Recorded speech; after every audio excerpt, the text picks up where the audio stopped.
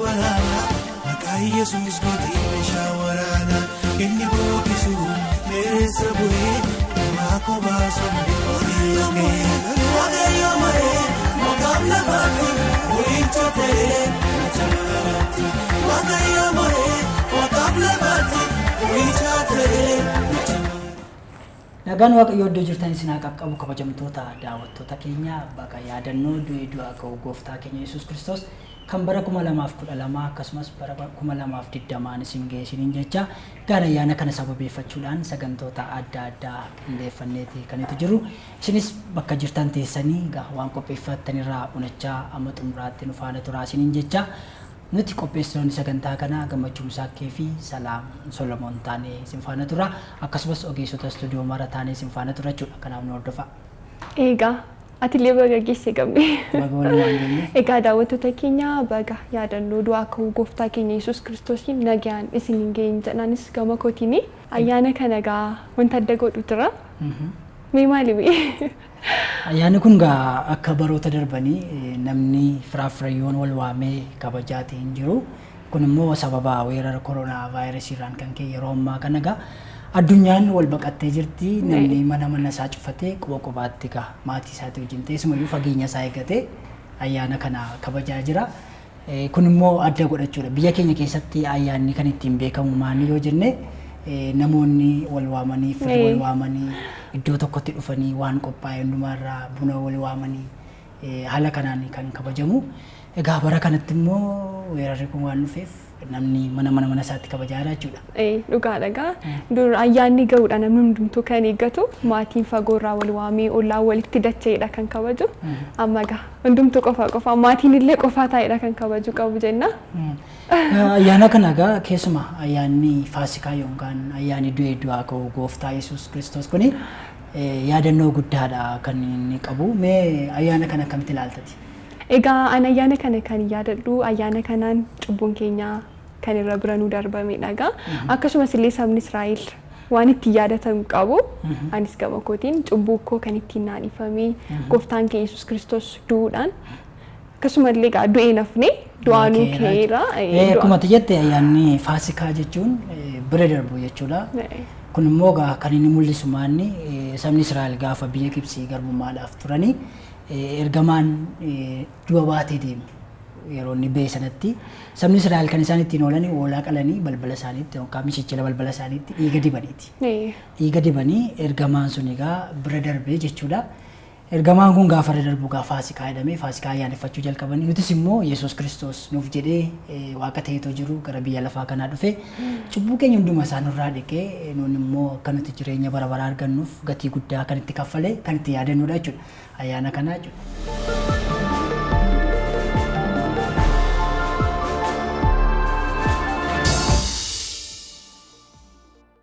Guyyaa har'aa kana keessummoota hedduudha kan of biraa qabnu sagantoota baay'eedhas qabannee jirra jechuudha.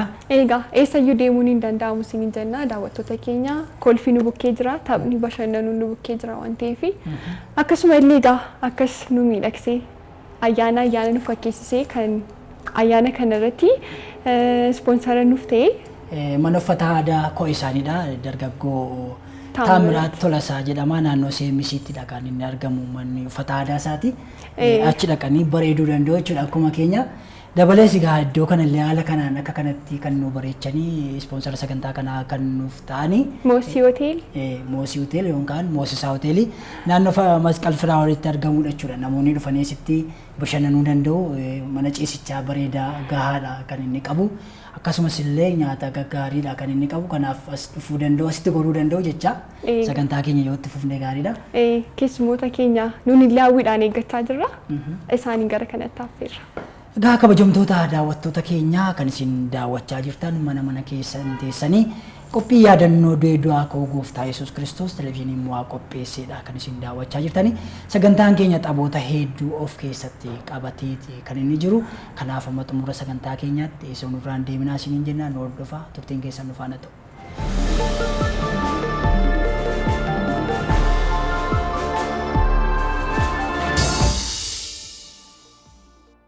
Kabajamtoota daawwattoota keenya egaa akkuma isiniin jenne amma yeroo ammaa keessummoota qabna. Keessummoonni keenya kunis gaagalaa jiru. Nuti illee ol kaanii simachuuf jechaa jirra. Egaa isaanis dhufaa jiru. Adaraa keessan keessummoonni keenya. Baga nagaan dhuftanii asumarra jira of eeggannoonis koronaa vaayirasii harka keessan. Baga waliin geenye.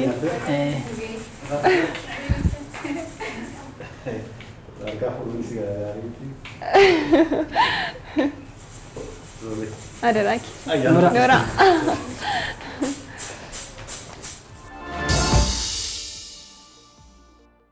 Baga nagaan dhuftanii. Baga nagaan eeddeen. Egaa kabajamtoota daawwattoota keenya akkuma amma jenne yeroo ammaa wal dorgommiidha kan nuti qabnu. Akkuma argitan yeroo ammaa kana aartist Saamsoon Mokonnin jedhama. Isheen immoo barreessituu Gaaddisee Minkaffuu jedhamti. Moodel Sintaayyoo Daanyee jedhamti gaa. Babbareedduu isaaniitti itti bareedeera baay'ee. Baay'ee isaaniitti bareedeera. Baga yaadannoo du'aa akka gooftaa Yesuus hin geessan. Baga wajjin mankii.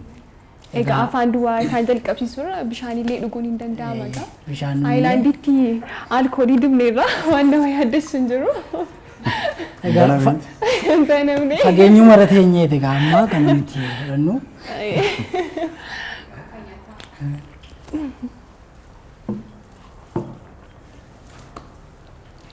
Egaa maalirraa eegalluufi?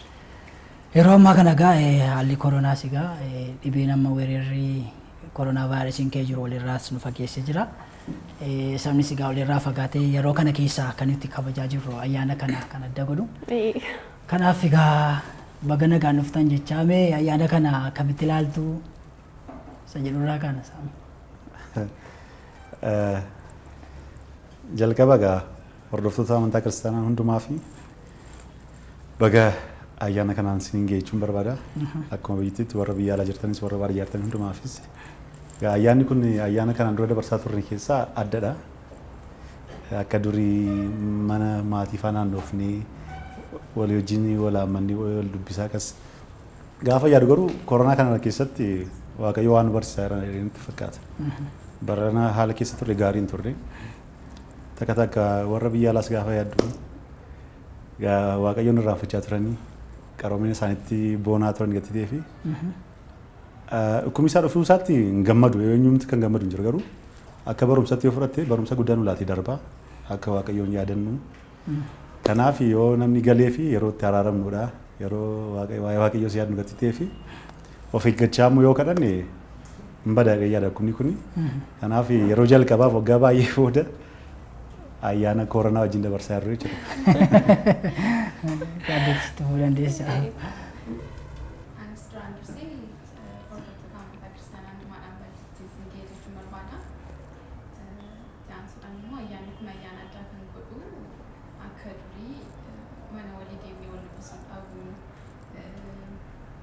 Wantoota wal duukaa fayyadamnu wal waamuu amantii garaagaraa keessa namni jiru ollaan walitti yaa'ee wal duukaa kabaju walirraa faffagaanii kabaju keenyadha.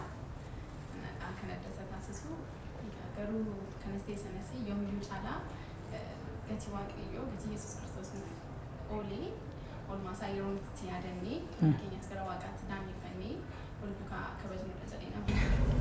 Egaa caalaan si geera sitte. Durante se baga ayyaana du'aa qabu Yesuus Kiristoos isin geejjicha. Ayyaana kana wal duukaa kabajaarraa akkuma arginu distaantii eeggannee waan haaraadha.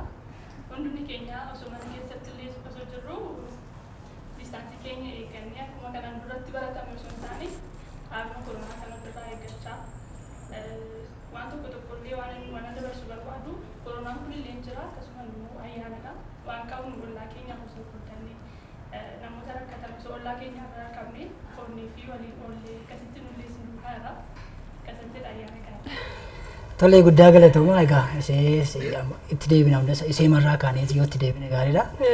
Egaa mee isee daawwattoota keenya wajjin wal barsiisi eenyu akka isheen taate. Egaa wal si barsiisuuf hin jedha qofoofte. Misirreettaa akka taate odeeffadheen ture. Sumarraa yoon ka'e wayyu. Waa'ee misirreettaa oduun itti himte meeqaffaa baatee akka injifattee akkamiin gara dorgommii sana akka deemte waa muraasa daawwattoota keenyaaf. gaafannu bareedduu irreechaa jechuudha. Bareedduu irreechaa. Suwarraa kan Bareedduu irreechaa yookaan misirreechaa inni baranaa isa duraati. Irreechi darbee kan seenaa qabudha waan ta'eef irratti argamame akkamni ibsaan illee irra ture isa irratti lammaffaan beekumsa ture. Haalli isaa bareeda ture akkuma beeknu irreechi uummata Oromoo biratti waan guddaa fudhatama qabudha. Waan beeknudha inni bara darbee immoo baay'ee seenawaa waan turee fi isa irratti Finfinnee irratti qophii qophaa'edha.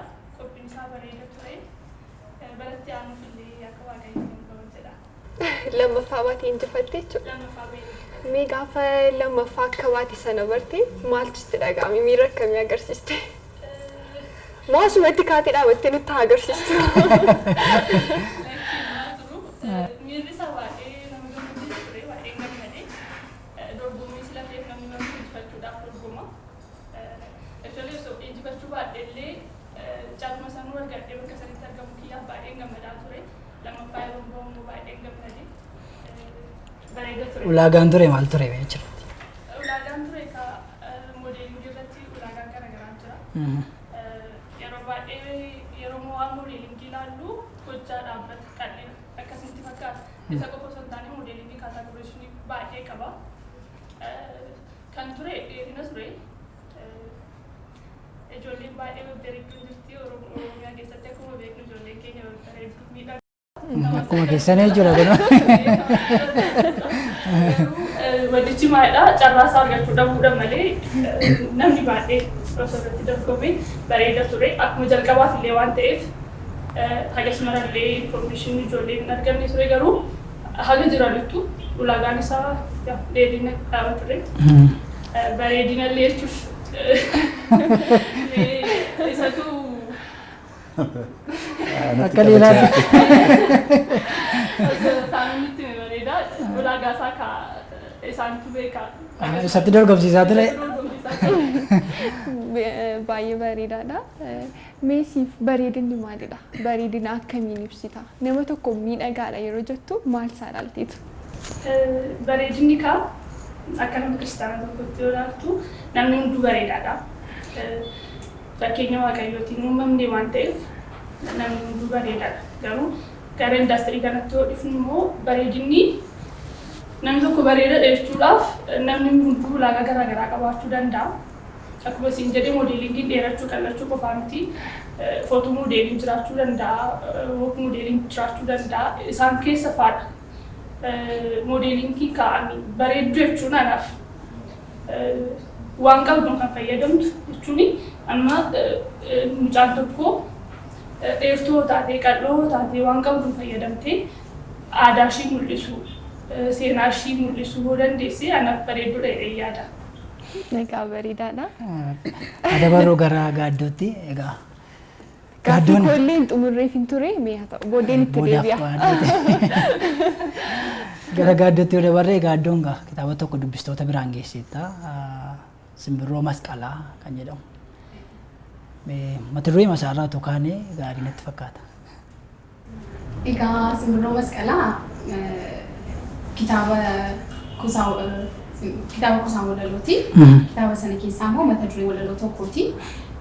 Walaloon sun immoo anaaf hiikaa laachuun illee waan sanarraa eegamu miti garuu walaloo abbaatii akkasuma jedhamu sanaaf jedhee akka barreessitutti garuu anaaf fakkaattii wanta ta'eeti. Kanan amala ishee keessaa kanan filadheef immoo simbirroo masqalaa lafa isheen jirtu namni beeku hin jiru. Baay'ee bareedduudha. Saba birattis fudhatama qabdi, jaallatamtuudha. Bifaan illee bareedduudha, hawwatamtuudha, nama hawwatti. Eenyummaa ishee kana jaalladheena kan simbirroo masqalaa jedhamu jirree laadhee fi barreesse. Egaa gaaddoon amma qomaannaa deemu maalitti jirti amma maal hojjechaa jirti? Walaloo barreessuutti fufee man jira. Addaan kutnee utunan dhiisa jedhee waan hin dandeenye wanta ta'eef jechuudha. Amma yeroo dhiyootti kan hojjechaa jiru amma fiilmiidha kan hojjechaa jiru. Akka godha kan jiru yeroo ammaa kanatti afaan Oromoo hojjechaa jira. akkasumas immoo feestivaala fiilmii afaan oromoo kan akshinii ta'e qofa kan gochaan qofa agarsiisu jechuudha. Waan akkasii hojjechuu irratti hin jira. Gartuun tokko jiru amma kan ijoollee wal duukaa walitti qabamee jiru gartuu simbirroo isaan wajjin kan hojjechaa jirru. Hundi keenya iyyuu maqaa barumsas barachaa jirra. Dhaabbata isaan Israa'el kan barnoota nu laachaa jiru. Barnoota fudhatanii barumsa sana booddees immoo gara hojiitti kan isaan seenaa jiran. Baay'inaan aartistoota haaraa fi namoota fedha qaban gara aartiitti dhufuudhaaf balbala banaa jennee itti jira kan gara kanatti seennee yoo waaqayyo gargaare yeroo itti gara saba keenyaaf dannee akka dhufnu abdiin qaba. Egaa simbirroo baay'ee jaallatti natti fakkaata. Mee bareedaadha. Mee gara dudduubaatti si deebisee gara kitaaba barreessuu kanaatti akkamiin siin ta'e yeroon si ilaalu ijoollee dhalleedha. Akkamittiin daa'imummaa kee irraa kaasteetu immoo akkamittiin gara kana dhufte? Gara kitaaba barreessuutti kan fidee kitaabota dubbisuudha. Kitaabota afaan oromoo baay'een dubbisaa. Barreessitoonni afaan oromoo hedduutu jiru. Barreeffamni isaanis baay'ee namatti tola jechuudha isaan fayyadamanii akkaataa isaanii miira namaa siyaasa saba keenyaa, aadaa saba keenyaa, seenaa saba keenyaa ibsan gaafa dubbisu yeroo hundumaa baay'ee man gammadee ajaa'ibsiifachaa dubbisaa. Sana biraan immoo kan gara kanatti akka dhufu na godhee otuun isaan ta'ee jedhee yeroo baay'ee finawaa akka isaanii ergan nama ta'ee ergan dhala oromoo tokko ta'ee saba keenya keessatti dhaladheeti saba koof wanta tokko kaa'ee darbuun barbaada. Innis immoo maalidha kitaaba tokko yoon barreessee kaa'ee kitaaba jechuun wanta taa'udha. Dhalootaa dhalootatti darbuu danda'a, dubbisamuu danda'a. Kanaaf saba koof wanta tokko kaa'ee darbuu wanta barbaaduu fi ergan dhaladheeti kan hin hafne jechuudha. Barreessuun barbaadan ture. Kanammoo kanan barreessee fi yeroo ammaa kanatti miirri saba keenyaa maal fakkaata, aadaan keenya maal fakkaata, duudhaan keenya garamitti jira, garamittis deemaa jira, duraan immoo maal fakkaata ture kan jedhu bifa walaluudhaan kaa'uu barbaadeen kanatti barreesseef. Egaa waloon harka duwwaan deemu galaa baatee deemaa yeroo baay'ee. Tarii gamoo kanaan immoo waloo tokko sirraa hin dhagaa. Mini Samson. Mirgamiti dirqamadha.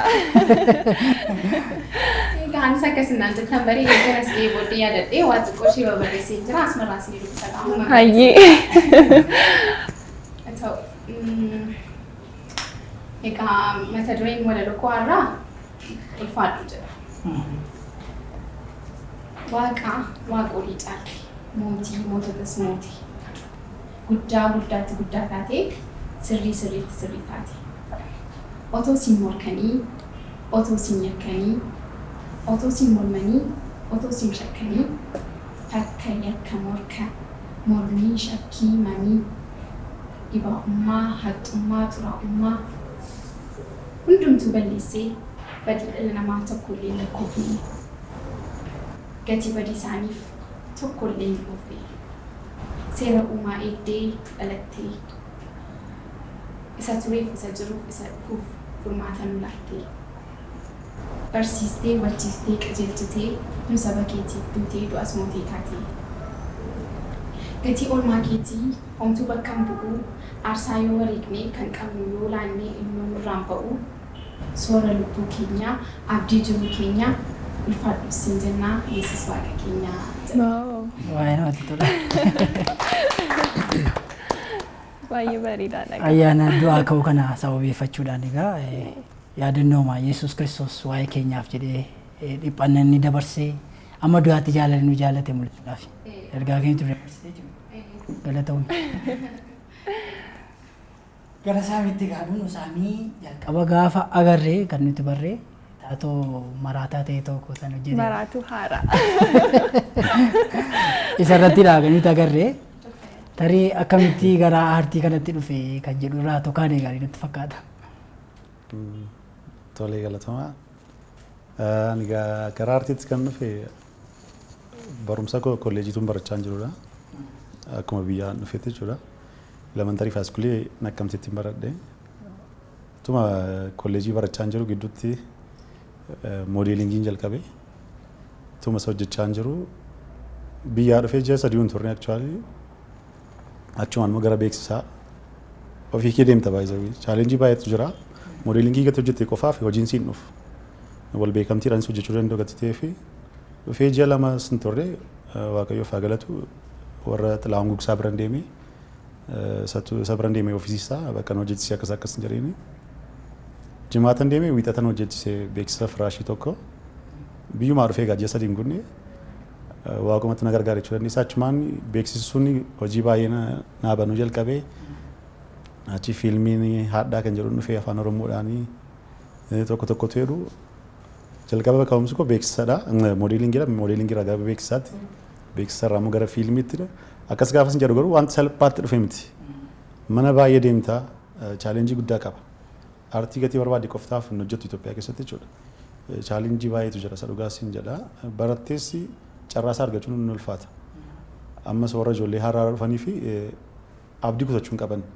Har'a mana tokko gaafa deemtu karaan jalaa cufuu danda'ama.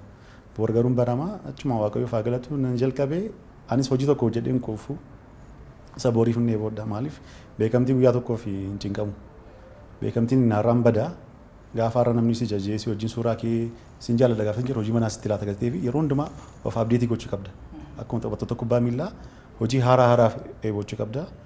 Waaqayyoof haa galatu achumaan fiilmii gara sagaliin hojjedhe afaan Oromoodhaan Haadhaa, Madaan Kornee, Waadaa, Saamaloo, Abeentaa, Maatiiwwan tuma akkas yeroo gara fiilmii afaan Oromoo sagalii irratti hirmaadhe 10ffaa immoo amma kan ofii hojjechaa jira.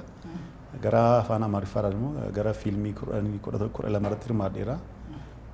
Diraamaa akkasumas Sawla Saw Gamanaa irrattis paartii muraasaaf beetochi irrattis gara diraamaa 5 irratti hirmaadheera. Afaan Oromoodhaanis akkuma jettee kan uummata Oromoo wajjin sirriitti na beeksise hojii sanadha. Diraamaa ilkeedha OBN irratti darbaa ture. Achirratti maraatuu haaraa ta'een hojjedhee Dooktar Abdiisaa amma fayyee. Achumaan jalqabee isa dhugaas hin jira hojii sana hojiin hojjedhe keessaa baay'een jaalladha maaliif uummanni keenyas nun carraasaa dhabneetu iddoo biraa kan deemu. Afaan biraa deemtee gaafa hojjettu Oromummaa kee dagattee miti. Nun Oromummaa keenya namarraa liqeeffannee miti. Actually akka Oromoo qofaattis miti akka nama kiristaanaa tokkottis waan dandeenyuun hojjechuu dirqama keenya. Eenyummaa keenya namni sirraa fudhatu hin jiru. Muuxannoo achi argattu achumaan yoo baddeera rakkinni isaa malee amma muuxannoo achirraan argadhu nan fida garaasitti jechuudha. Asis immoo galuuf diraamaa nan hojjedha jettee diraamaa sana argachuuf waggaa baay'ee dhama'eera. Gaafa carraa sana dhabuu achiin deemaan ture jechuudha. Achumaan nan dhufe waaqayyoof haa galatu waanuma jalqaba paartii maraataa paartii xinnoo dhadhamee ture. Garuu uummanni sin jaallatee gaafuma waaqayyoo eebbisu achumaan guddachaa dhufe uummannis baay'ee jaallatee. Abdiisaa ture ni maraati.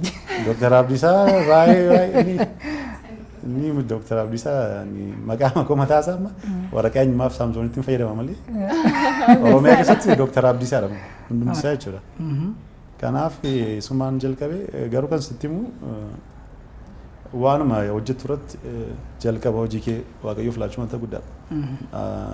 Gatii nuni amma hojii biyya lafaa hojjennu fi namni kiristaanummaa wajjin hin deemu faatti sitti fakkaata garuu achis deemtee influenshaarii ta'uu dandeessa baay'ee achis deemtee bakka waan sirraa eegamu hojjechaa taatee gaafa hojjettu waa'ee nama tokko hojjetta malee waa'ee kee miti. Yoo fakkeessites spiritualiin kee qophaаттidha hojiin kee qophaаттidha jireenyi kee immoo maatiin qophaаттidha wal faana deemsuu dandeessa. Kanaaf yeroo baay'ee rakkina nutti hima waldaa faaree gaafa deemtu fa'a sodaadha maraatuun haaraan dhufaa waldaa fa'a. Kana wal qabatee wanti si mudate jira laata taatuma kanaan Dooktar Abdiisaa. Dooktar Abdiisaatti mudannoo baay'ee qaba garuu mudannoo dhiyoo tokko biiroo tokko deemeen ture hojii fi hojii beeksisaa tokkotti namoota achitti na arganii biiroo sana keessatti warra riiseepshinii suuraa faga kaanaan jedhan suuraatuma kakkaa jiru tokko teessoo nan ka'eef xinnoo qaama miidhamtuudha. Kottu taa'ee dheeniin teessee na ilaalti iddoo mana beektuu wallaaltee nama ilaalti nama wajjin suuraan ka'aa akkasii ilaalte. Maqaa Yesuusin si yaadadhe. Paaster Jigsaa dhamdeetti dhaante. Sagantaa kee baay'ee hordofaa yeroo hundumaa waaqayyo si haa eebbisu maal yeroo kana waldaa keessa hin jirtu maal taatee babbaddee naan jette. Ay konferansii tokkoof biyya alaa jiru. Warri kaanii kolf maal kolfitu gooftaan si na eebbatu. Ay konferansiif biyya alaan ture yemmuu dhufe. Ayyo baay'ee wanta guddaa sirraa qaba. Waldaa kanaaf ni sagantaa keessa nan hordofa jabaadhu naan jette. Achi booddee isheen bakka shartiitti wanta na beektutti fakkaatti sagantaa spiritual irratti natti fakkaatti. artistii laachuuf immoo achi booddeen saalfadde egaa yoo sagantaa kana daawwatte kan Dr. Abdiisaa dha. Mudannoo tokkoon illee innis nu kan biraallee nu fadabaru. Hojii bakka hojiitti kan si tokko mudate. kilabii bunnaa moo maal jaallata kan jedhu namni nutti himee ture. Akkuma hamiilleen ta'e malee namni wayii gura nu buusee ture. Sarraan geeyyuu mudannoo wayii qabaa waan jedhamu. Actually kubbaa baay'een jaalladha. Aartii keessa galuu koo dura mataa isaa kubbaa miilaa baay'ee nan taphadhaan ture. Biyyattis naqamtee fi kilabii poolisiif kubbaa miilaa isaan ture. Awaash baankiifis yeroo muraasa baaseera. Ammas nan gala yeroo gaafan qabu. Keenan ilaala isteediyeemis kubbaa nan ilaala. Mudannoo baay'eetu jira amma karaa kubbaattis tun ta'in takka karaa fiilmii waadaa agarsiisuu dandeetu. Magaalli isaa hafu. Inni kubbaafu. Inni kubbaan hafuuti iddoo fiilmii agarsiisuu deemne wal faana wal qabateetu. Fiilmii agarsiisaa jiru fiilmii waadaa waggaa 5-6 duradha. Nama sagaleedhaan nu beeksisuu barbaanne beektaa sagalee mucaa tokko waamne kabbeen carraa dhabde malee saraayit fiqiree mi'aan biyya kanarraa nu jedhu yeroo saraayit fiqireen fa'aa maqaan isaanii guddaa. Feema akkas gochaa ma dhufe maan jennaan nama fiilmii nu beeksisuu barbaanne fiilmii fidan afaan oromoo baay'ee gaariidha. Maal barbaadan jennaan montaargoo yookiin minibaasii barbaanne ati sooressa wayiidha minibaasii maal goota baajaajii biraa nu waamina baajaajiin dhufee isheenis nuftee garabaa maal barbaadna montaargoo hin jedhe ati birrii kee hin balleessinii achitti ganda taarikoo biraa haaloo fidii kotu mucaa feerre haaloo ati yotti maqaa kee saamson miidiyaa irratti malee maqaa kee hin beeku aki duraata ajaja baatirii fidii kotu naan jedhe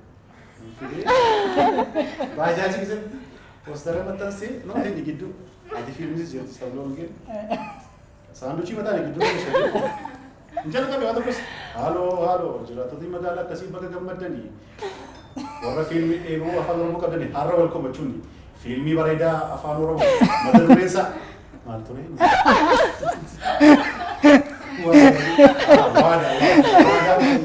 taatota beekamoo abbaa lataa haadha lataa akkasumas haadha shumbee abbaa shumbee qaroo akkasumas sablan siidhaan Yesuus makkamoo jaallata taasisa nama biraa nama sin jirre salumaarratti gatiin beeksisti hin deemnan salumaa ishee har'a bareedaadha fiilmii keessatti gatiin galmaa maqaa Yesuus uummata isaa buruftanii yeroo sigaa waggaa torba dura birrii 5 guddaa bunni keenya maal ta'anitu hin ta'u amma dhiisaa jedhee hin beeksisne tiitisii biratti beeksisne dhumaa beeksisne inni tu beeksisaa jiru filmi bareedaa isin dhufee irra taatonni durkee nagaa jedha fayyaa jedha ijoollee kana rakkisee filmii jedhanii maalaas ishee isin bor deemtu fayyaa kee saamtoletti maqaa kee jaa kana uffatuma kana uffatu bakki booddee nufti tola gashii fira godhaa tola gashii tolee qabee rakkoon qabu akkasuma ammoo si jedha mudannoo baay'eetu jira gaa. Baay'ee bareedaadha mudannootti. Warsitee haala yeroo kanatti gaafa deemnu yeroo kanattis artistoota biraa dabalattee gahee kee ba'aa jirta hawaasa keenyaa fi hubannaa uumuu keessa darbee keessumaa afaan oromoo afaan amaaraan illee miidiyoota garaagaraatiif illee kennitanii hawaasni keenya akkuma ittiin ofirraa ittisuu hubannoo akka inni argatu gochaa jirtu mee isa kana ilaalchiseessu waan jettee. Kun gaaffii keenya dirqamadha kan hunduma keenyadha. Dhugaa dubbachuuf yeroo kanatti dhukkubni kun wanta salphaan dubbatamu isa dhugaas hin jedhu. Ammaas keenya gaafa sun salphaa fakkaata. Garuu namoota quba kanaan saaxilamanii waan isaan dabarsanii gaafa dhageessu yeroo sana waa tokko baay'ee waa tokkoo fi amma akka fakkeenyaaf akka abiddi gubu abdii sana tuqxeemti kan ilaaluu qabu. Waaqayyo nu gargaaru baay'ee nu jaallata. Maaliif fakkeenya baay'ee nu laateera. Warra addunyaa keessatti waan taa'eeru kana ilaalaa jira. Kun dirqama keenya wanta dhiisaa jedhamu kun dhiisuma qabna. Dirqama keenyadha. Maaliif yoo har'a fayyaa tana jedha booris kan biyya kanaa fi bu'aa buusnu kan maatii keenyaafis bu'aa buusnu har'a jiraachuuf immoo wanta salphaa jajjabeef baay'ee. Wanta qulqullina keenya godhaa keenya sirriitti dhiqachuudhaaf waan hin godhinaa jedhamu dhiisuudhaaf yoo dirqama nuti ta'e malee manaa bahuu dhiisuudha. Waan gara biraa miti wanta salphaa ajajamna. Kan ammoo gochuun dirqama keenya amma kun akkuma sila dubbattetti akka artistoota Oromoottis akkuma biyyaattis waan nurraa eegamu parsanaalii ijoollee walitti siqnu wajjin piroodakshinii mataa keenyaan baasii mataa keenyaan beeksisa gara afurii jennee afaan Oromoodhaan booris shanaffaa jennechaa akkasumas immoo afaan Amaariffaanis beeksisa sadii jenneerra uummatuma kan barsiisu. Maaliif uummatni kun walgahii irratti sa'aatii lama guutuu amma dubbattu deeqaa lamatti ergaa arsiisaa fudhachuu hin danda'a. Maaliif nu ambaasaadaroota uummata kanaati.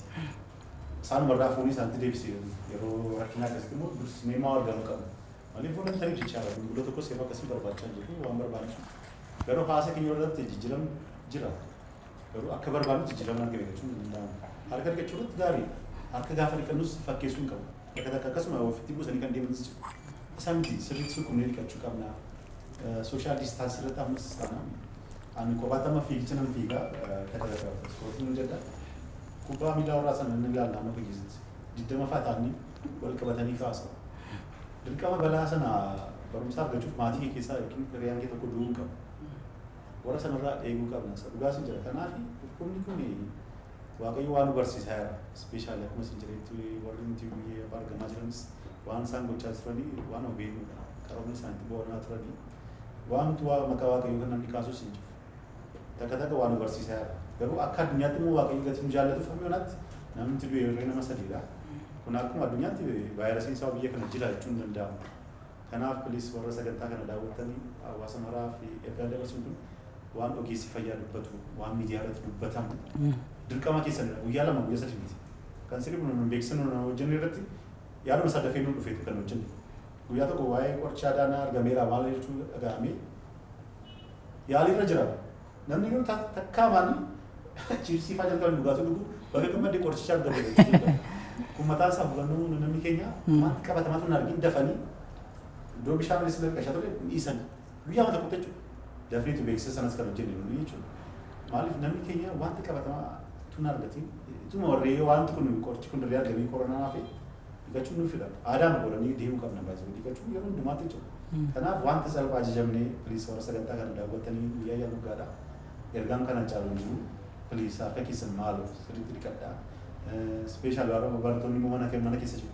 Boqonnaan ulatamee miti baay'ee. Mana keessa gaafa ta'an barattoonni kubbaa isaa mana isaa naannoo keessa jechuudha.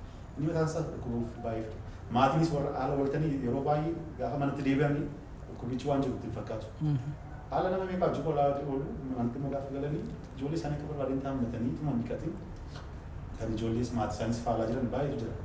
Kanaaf mana keenya keessatti dhufnee gaafa sakatta'amnu akkuma argitanitti baay'een isaas kan dabalaa jiru. Amma namni sadii fi nama 80 meeqa qabatee salphaan nutti fakkaachuu danda'a.